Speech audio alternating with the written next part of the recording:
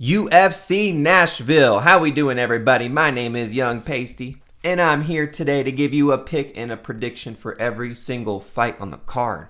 We have a few good fights on this card here. You know, the main event, Derrick Lewis and Tallison Teixeira, Wonderboy and Bonfim, Garcia and Kattar. You know, there's a few good fights on the card, I'm not going to lie. But I wish we could have had a better follow-up from a week off and the pay-per-view. Nevertheless, I'm not going to complain because we have some fights to watch this weekend, okay? I missed them last weekend. Now, as we always do, have to recap last week, actually 2 weeks ago. UFC 317, pulling the results up here right now. We went 8-3 on the picks. Not too bad. Moicano and Lima letdowns. Hermanson was looking good until, he wasn't. Ilia Topuria KO. I mean, that was just expected, right? Pantoja, he's the champ, still the champ. And still, I mean, that was just an easy win for him. Joshua Van, man, the 23-year-old prospect. Now, not a prospect now. Title contender, okay? He's up next. But him versus Pantoja, I don't know. I don't know about that. Delgado, crazy knockout. Cortez, boring fight. McKinney first round sub was exciting. Jacoby Smith, kind of a letdown, honestly. Should have got to the KO in the first round, but ends up pulling off a sub in the second. And then, dang, the Denise and Alvin Hines fight. You know, Alvin Hines is a tough motherfucker, okay? I will say that. But Denise gets through with the win. So 8-3 on the picks, not too bad. Overall for the year, 163-97. But let's get into it, guys.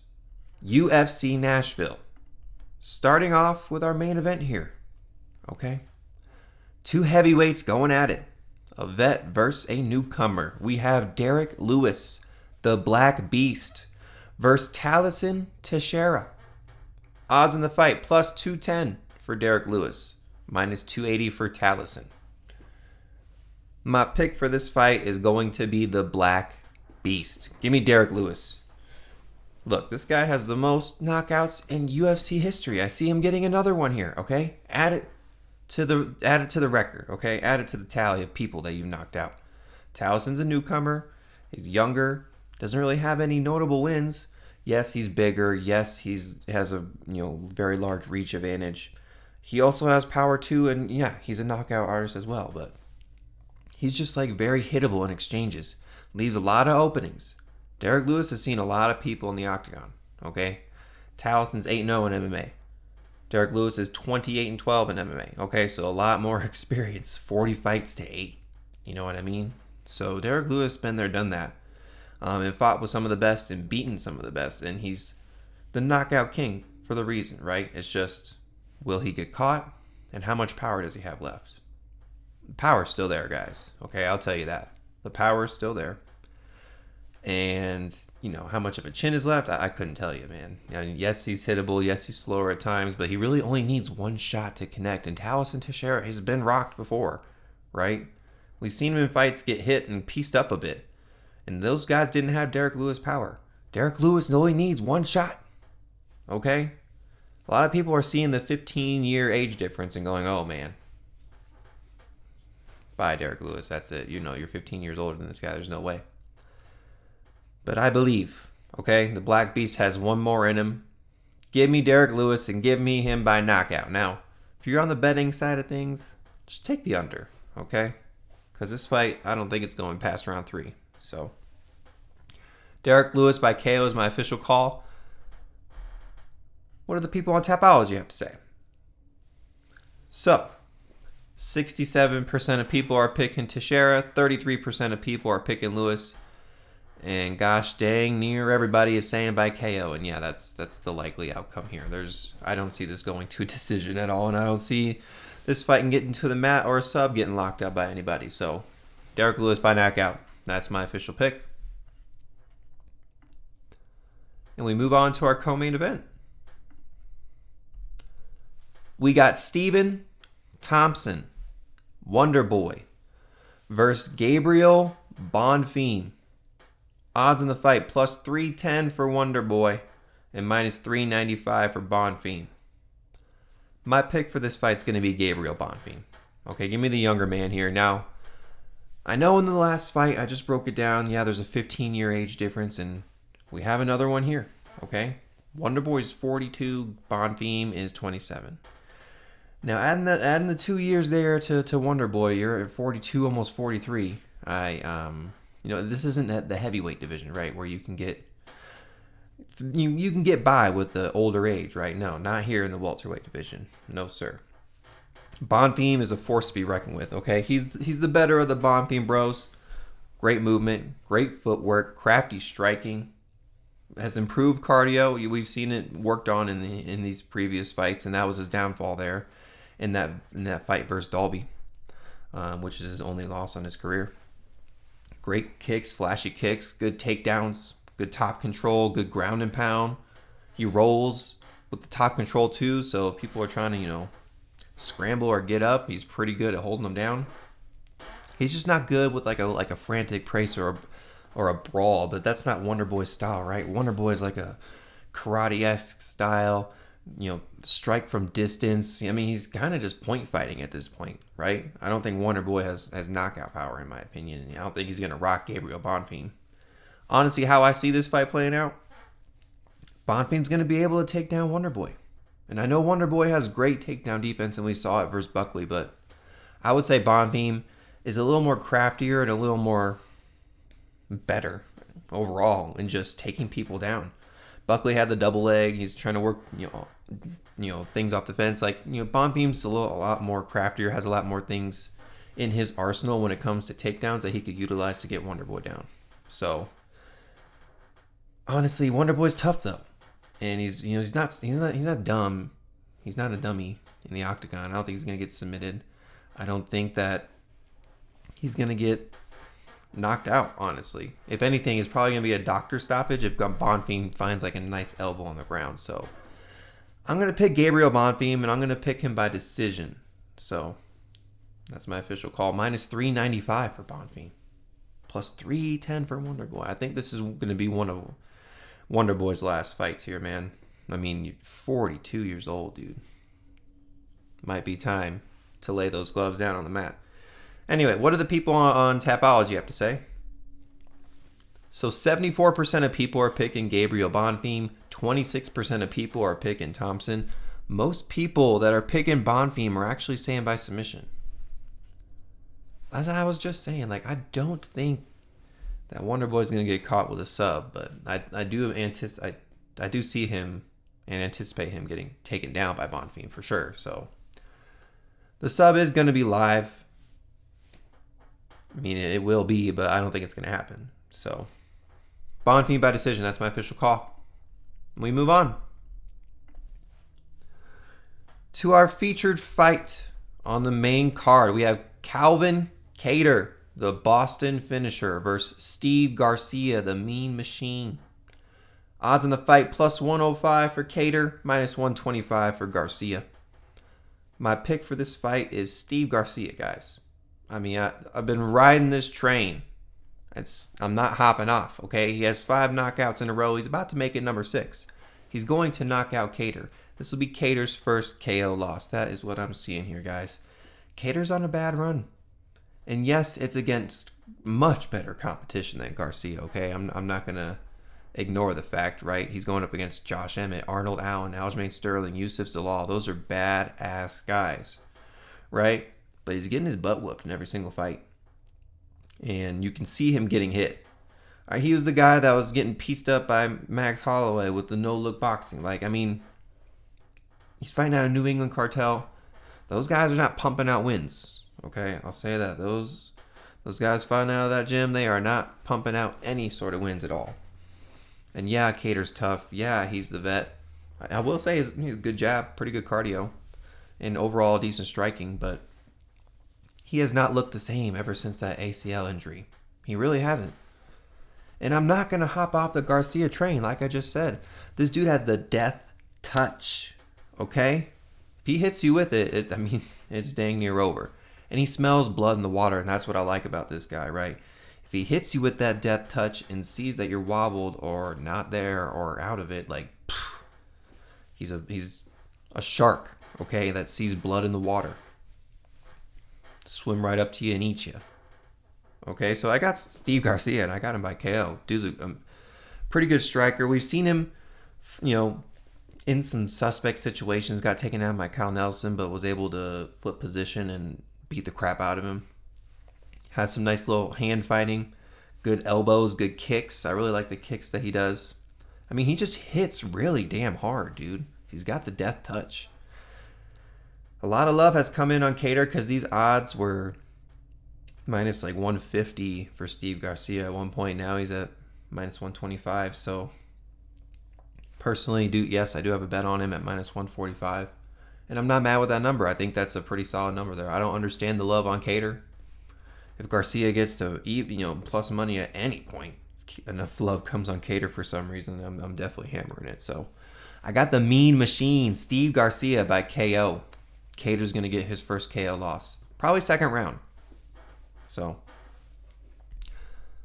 what do the people on Tapology have to say? 79% of people are picking Steve Garcia. Most say by KO. 21% of people are picking Callum Kattar. Okay, so no disrespect. He's a pretty good fighter. I mean, UFC event. He's ranked. You know what I mean? But the momentum is obviously on Garcia's side. He's got the death touch. Kattar's declining. He's a little bit older at this point at 37, so I got to roll with Steve Garcia. I'm not hopping off the train.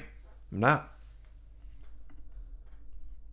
We move on. All right, next fight. And honestly, this fight's a banger. We have Nate, the Train, Landwehr versus Morgan Charriere, the last pirate. Morgan Charriere. Odds on the fight, plus 215 for Nate the Train. Minus 265 for the last pirate, Morgan Charriere. My pick for this fight is going to be Morgan Charriere. Okay? Nate the Train is tough. He's hittable. And he's old. And if you succumb to his pressure, if you wilt, he will take over the fight. Right? But he comes in really recklessly. And even though he's going to be on the gas tank and constantly pressuring, that's not going to be in his favor here because Charriere is a pretty elusive striker. Okay, he's a hard hitter. He's also tough too. Mixes in the grappling and the wrestling. Pretty decent cardio in my opinion. He's gone 5 rounds in the past. It's just the movement that he has. Good counters, good jab. I think it's going to be too much for Nate to deal with. Okay, I think that he's not going to find a solution. I think he's going to get frustrated and hold Morgan up against the fence. But even then, right? Like he can just flip position. He can minimize damage. Push him up off against the fence and get back to work. Like I just think the Train's going to come in too recklessly, and Charriere's going to be there one step ahead every time. Now, I don't like his last look in his last fight versus Nathaniel Wood. Like, he got technically outclassed. I mean, yeah, he's tough. He lasted all 3 rounds, but he got beat the crap up. Like, honestly, like... And I had him in that fight, too. I thought he was a lot better than that, and he came out and threw out a dud for me, so... I think that he has, like, pacing issues. Like, he needs to pace himself decently throughout the fight so that he can use those explosive movements and abilities that he has... not tire himself out too much. I mean, overall, he's a pretty, decent and heavy-hitting striker, so I like him. And he's younger. 29 to 37. He just has a lot more ways to win, in my opinion. So, but don't count out Nate the Train, dog. The dude loves to brawl. He won't back down. Constantly moving forward. Not really a wrestler. He can't mix it in, though. I mean, if anyone's going to mix in the wrestling, it's going to be Charriere. And I think he could get a takedown on Landwehr at some point, so... How many hits can the Train take? You know what I mean? I'm not on the Nate Landwehr, the train. I'm not on that train. I'm really not. I think the Pirate's going to take over the Train. Okay, we're going to have an Under Siege 2 here. Steve Seagal, shout out to anybody that knows that. Yeah, Morgan Charriere by decision is my official pick.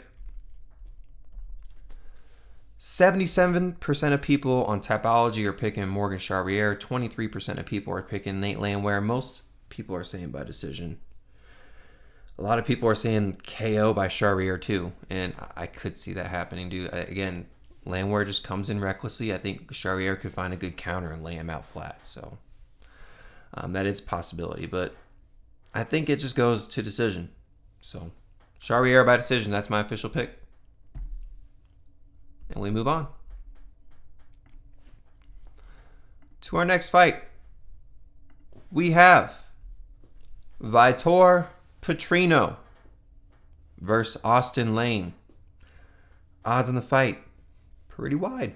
Minus 750 for Petrino, plus 525 for Austen Lane. My pick for this fight is going to be Austen Lane. Yeah. Now, this fight's at heavyweight. If you're wondering why is this fight even happening? No, Austen Lane's not coming down in weight. Petrino's moving up. And that itself is presenting issues with me. He's had some letdowns in his past 2 fights. Honestly, he's been dropping the dang ball and he's been pissing me the hell off. Like, why are we moving up to heavyweight? You must be having some pretty bad weight cut issues. You know what I mean? He was supposed to be this amazing Brazilian prospect who was looking okay until he didn't. You know, faced some okay competition and then got handled pretty easy. Caught in a gilly that you threw yourself in versus Anthony Smith. And then KO'd by Dustin Jacoby when you were looking okay in the fight. But now we're moving up to heavyweight. And the reason I'm picking Austen Lane is because I think he's much bigger. He's going to out-physical Petrino. Honestly, this pick may flip when it comes to weigh-ins. Okay, because I need to see how Petrino looks at heavyweight. Because if he's comparable in size to Austen Lane, then I'm not going to side with Austen Lane. But, I mean, the height difference, the reach difference, you see it 6'6 to 6'2, 80-inch reach to 77. Austen Lane played football back in the day. He's just a lot more athletic and physical, I think, than Petrino. But Austen Lane is 37 years old. Okay, he's not like this young cat. And I think people forget that he's a little bit older. But the odds makers are not forgetting, okay? Petrino at 27. Austen Lane's striking is okay.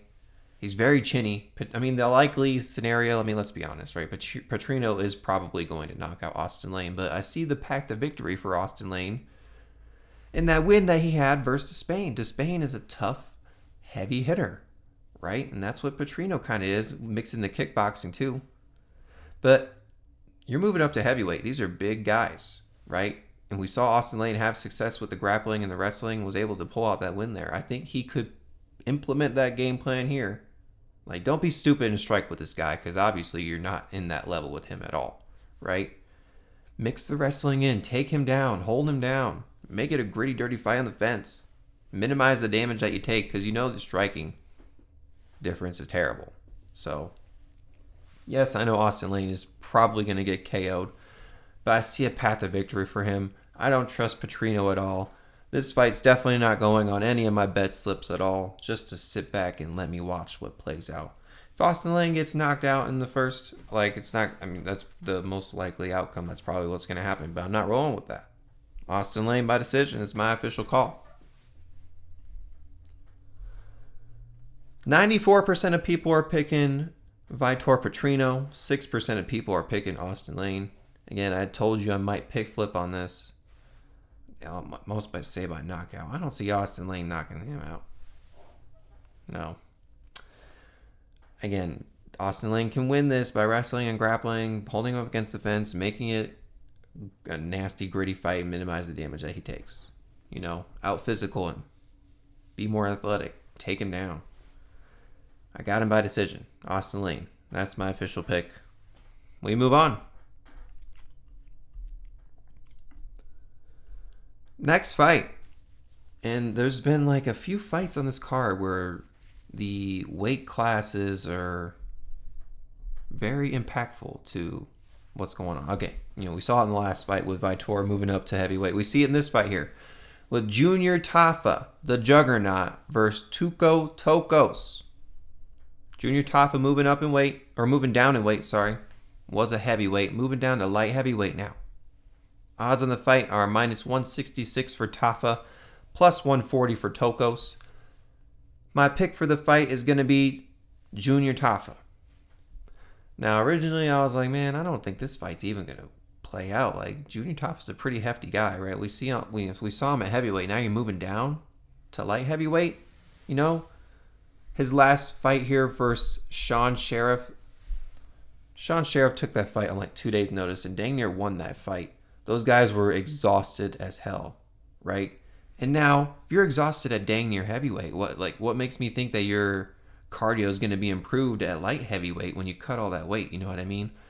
But I saw some pictures of him on Instagram. Apparently, he's cut all that weight and looking pretty good, walking around at like 205. So, I don't know. We'll see how it plays out. Maybe he makes the weight. But I can't pick Tuco Tokkos, man. Dude's 35 years old, has looked terrible every time he made that big step up. Was like 0-2 in Bellator, 0-2 in the UFC now. I mean, he has a little bit of like wrestling and grappling. Like, okay, you went to all 3 rounds with Navajo Sterling. I guess that's something that you can say is, a little bit impressive. That you didn't get knocked out. Your chin's okay. But Junior Tafa hits dang hard. Junior Tafa hits dang hard. And that's what's gonna happen, man. That's what's gonna happen. And I don't like picking a Tafa brother. I never really do. I don't think they're good at all. And I originally was on the Tokkos side, but I can't pick Tokkos. He does not look good at all in the UFC. Like, he's got a decent jab. His boxing is okay. Like, overall, he's just kind of mid. I mean, his path to victory is take Junior Tafa down, because Tafa has no get-up game whatsoever. And that could be a path to victory for him, honestly.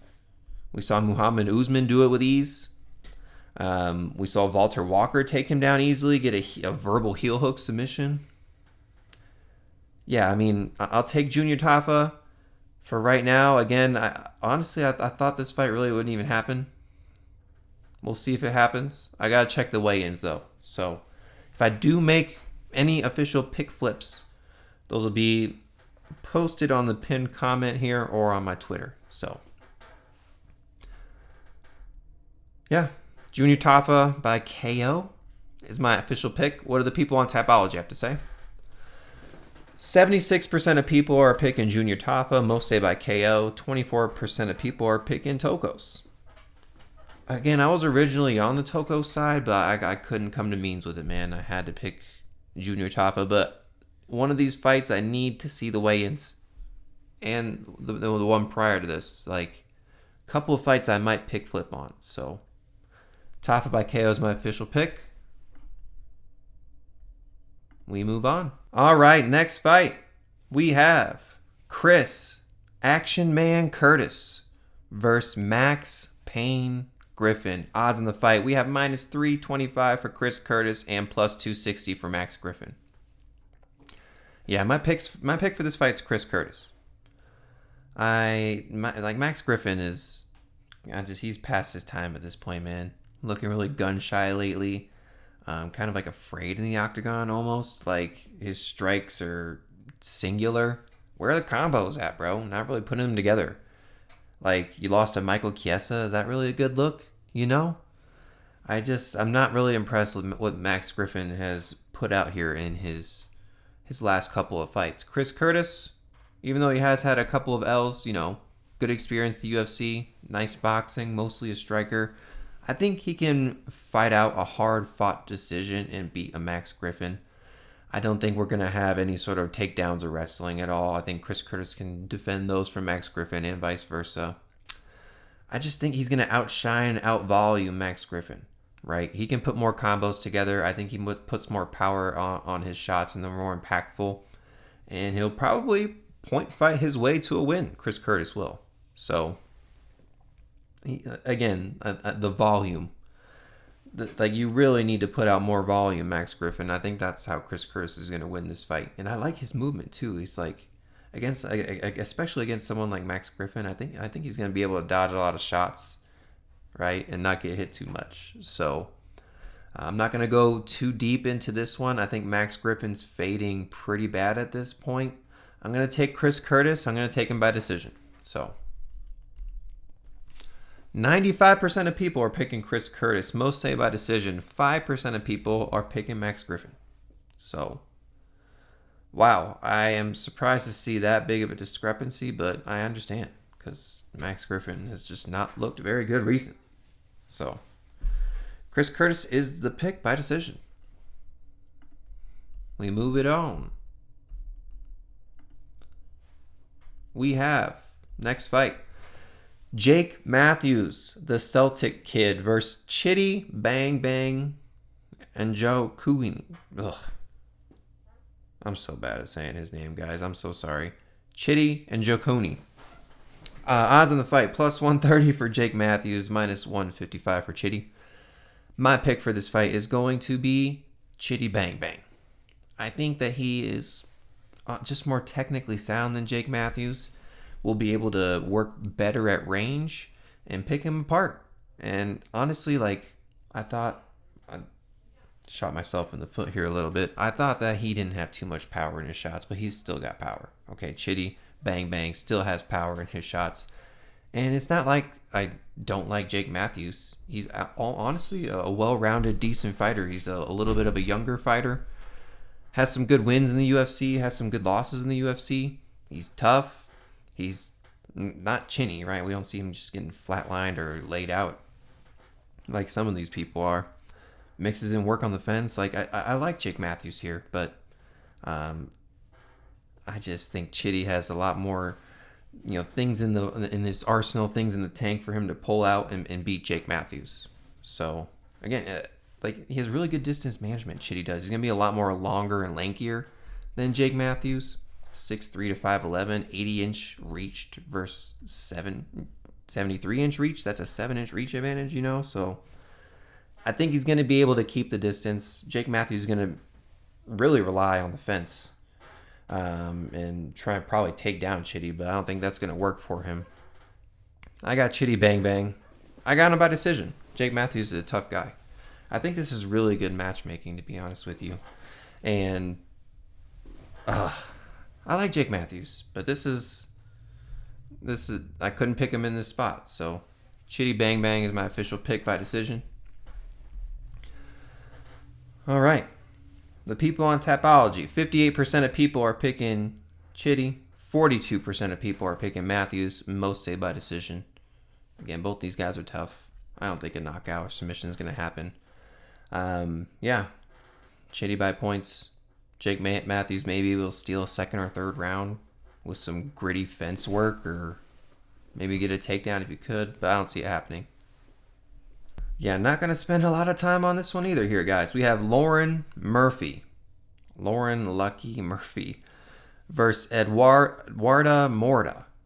Wow, I fucked that up. Eduarda Moura. Ronda. Odds on the fight, plus 455 for Murphy, minus 625 for Moura. My pick for this fight is going to be Eduarda Moura. Guys, Lauren Murphy is 42 years old. Okay, yes, she has a lot of UFC experience, but I don't like her inactivity in the last 5 years. Okay? You have 4 fights in the last 5 years. Not very good. She just passed her time, right? Eduarda is freaking 31 years old. She's 10 years younger. She's Brazilian. She's going to submit Lauren Murphy. That's what's going to happen here. She's going to take down Murphy with ease. She's just stronger, more athletic, tougher. All right? She's going to get takedowns with ease and go to work on the mat. Okay? So, Eduarda Moura by submission. That's my official call. Lauren Murphy's going to get worked here. This will probably be her last fight. So, 90% of people are picking Moura. Most say by decision. A few by submission. I'm surprised to see that. I guess people are giving Lauren Murphy credit. 10% of people are picking Lauren Murphy, most say by decision on her part. So, yeah, I got the younger Brazilian. I think she gets this fight to the mat and just works for submissions, keeps top control, and finally finds one. So, Moura by sub. That's my official call. Moving on. We have Kennedy Nzechukwu, the African Savage, versus Valter Walker, the Clean Monster. Odds on the fight, minus 205 for Kennedy Nzechukwu, plus 170 for Walker. My pick for this fight is going to be Kennedy Nzechukwu. I think he's actually looked pretty decent at heavyweight. Granted, his 2 fights are Chris Barnett and Lucas Brzeski, which is bottom of the barrel heavyweights. Nevertheless, I think that look, the big concern here is Valter Walker taking down Kennedy, but Kennedy got some pretty good takedown defense, right? And he's fought off some pretty decent grapplers in light heavyweight. It's not like he's a fish out of water when it comes to grappling or wrestling. And yes, Valter Walker has pretty good wrestling for the heavyweight division. I just think Kennedy's going to be able to shove it off. And if it's a striking match, I think Kennedy takes this all day, right? Valter Walker has some power. His striking is okay, but he's pretty hittable, if you ask me. Kind of just gets caught looking at some points. Kennedy can put combos together. He has good kicks. He has KO power. The distance management is nice. He can get held in the cage, though. Valter Walker may be able to use that, holding him up against the cage to minimize the damage. And honestly, Valter Walker will probably get a takedown on Kennedy at some point, right? But I think Kennedy has the ability to get back up. Even if taken down, I think he can survive, land the cleaner shots in the feet, and probably take out Valter Walker within the distance. So I got Kennedy and Nzechukwu, and I got him by KO. Honestly, that's my official call here. If Valter Walker, Johnny Walker's brother, like, can he actually take down Kennedy? Like, Kennedy's a big guy, right? And I know you see here 6'6" to 6'5". It says Valter Walker's a little bit taller. I don't know about that. Again, some of these fights you need to check weigh-ins and the face-offs to see how they're looking against each other. But Walker cannot keep this fight standing. He really needs to get a takedown because he is okay in striking, but will get torn apart by Kennedy. So Kennedy and Nzechukwu by KO is my official pick. I think it comes in like later second round. So 70% of people are picking Kennedy and Nzechukwu, most say by KO. 30% of people are picking Valter Walker. So a little exciting heavyweight fight, on the prelims to get us started. So not too bad of a fight. We'll step up for Kennedy. He needs this. Making the right moves on the way up in heavyweight, right? Not just throwing him up against Curtis Blades, right? Like they did with Kuniev, you know what I mean? Like, work your way up. Kennedy's working his way up. So, next fight, we have Mike Davis, Beast Boy, versus Mitch Ramirez, the Fight Stalker. Odds in the fight, we have minus 1,000 for Mike Davis and plus 650 for Mitch Ramirez. My pick for this fight is going to be Mike Davis. I think he gets back on track here after that terrible performance that he had versus Fares Ziam. Now, Ziam is a good fighter, right? And I respect him a lot. He's on a tear and he's been going through people. But, man, Mike Davis looked like shit in that fight. He looked terrible in that fight. And I respect him for getting active again because he's been terribly inactive in his whole career. Injuries kind of have plagued him. But Mitch Ramirez here, this is my honorary Lamb of the Week. What is my Lamb of the Week? It's a sacrifice, okay? It's somebody that the UFC is feeding to somebody to get back on track or just look good. That's what Mike Davis has here, guys, okay? Mitch Ramirez is not good. He's not good at all, okay? Got knocked the hell out by Carlos Prates on the Contender Series. Got knocked out by Thiago Moises by leg kicks. I mean, and we've seen Thiago Moises, he has not looked good here recently. So that loss that he had there is not aging too well for you, Mitch Ramirez. But awful takedown defense, awful get-ups, gets a body on the mat, Ramirez does. Like, if you try hard enough, you'll be able to take him down. Mike Davis can definitely take him down. Like, his power is okay, and he definitely has a puncher's chance, just like everybody does in the UFC. But he doesn't check his kicks. Mike Davis can use that to his ability, use that to his advantage. Chop up the legs. He just does not look good in the UFC. Yeah, you can look good in regionals, but you're in the big leagues here, buddy. Mike Davis, well-rounded fighter, right? Good on the feet, good on the mat too. I think he honestly takes down Mitch Ramirez and submits him. So I think this is the UFC feeding Mitch Ramirez to Mike Davis to get back on track. He had just fought 5 months ago, looked like crap. Hey, let's feed you a crappy guy to get you back on track because we believe in you and you have looked good in the past. Again, Mike Davis really wants it. He will win this fight, okay? So he's just levels and levels and levels above Ramirez, in my opinion.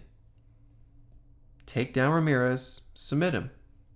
I got him by arm triangle. Mike Davis, submission by arm triangle. So that's my official call. 96% of people are picking Mike Davis. Most say by KO or decision. 4% of people are picking Mitch Ramirez. Could Mike Davis come out and give us another shitter? Of course he could. But guys, this is the lamb of the week. Mitch Ramirez is. And I'm sorry to give you that label, buddy, but they are feeding you to a killer here. So, Mike Davis by submission. That's my call. All right. The first fight of the night and the last fight we are breaking down. We have Fatima Kline, the Archangel, versus Melissa Martinez, Super Melly. Odds in the fight, we have minus 1,200 for Fatima Kline and plus 750 for Melissa Martinez. My pick for the fight is Fatima Kline. The odds are crazy. Giving no love to Melissa Martinez. And yeah, Fatima Kline will probably win this fight because she's just a lot bigger. She's going to be physically going to outmatch Melissa Martinez here. Really great boxing and good takedowns too. Like good movement, good footwork. She flows, man. Fatima Kline's pretty nice. And yeah, she took an L to Jasmine Jastovicius, but that girl's on a roll, as you can see, and a little kind of just like reality check and a wake-up call for Fatima Kline. Yeah, Melissa Martinez is small and tiny, and yeah, she's a tough little scrapper, right? But she's hittable. Like, the reason these odds are so wide is because, like, she almost got knocked out by Elise Reed in, like, the first round. Like, you know what I mean? Like, she's not looked good against lower-level competition. Like, yes, she has decent kicks, okay striker, but that's all I can really say about her. Like, she's usually on the back foot, usually getting pressured. She could shoot for takedowns, but good luck taking Kline down.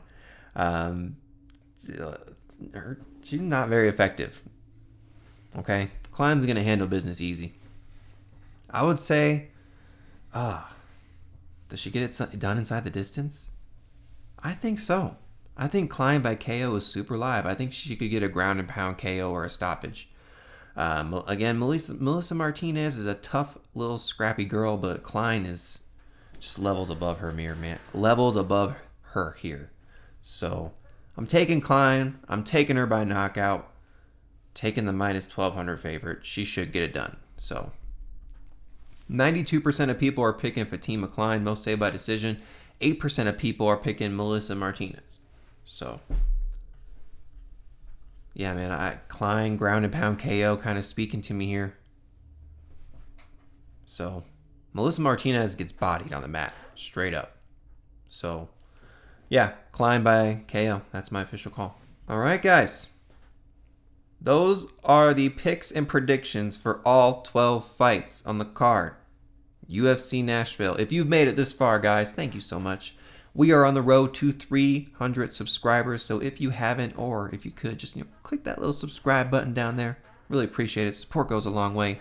Like and comment. Do the thing for the algorithm. You know how that works. Secondly, Patreon. Links in the description. That's where I put all my bets out when I place them. Get the odds when they're good, because they always sway in the opposite way.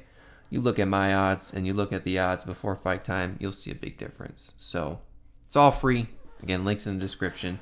Bets video drops on Wednesday. Let's have a good week after a week off for 4th of July. UFC Nashville. I'm super excited. Let's go. Young Pasty, out.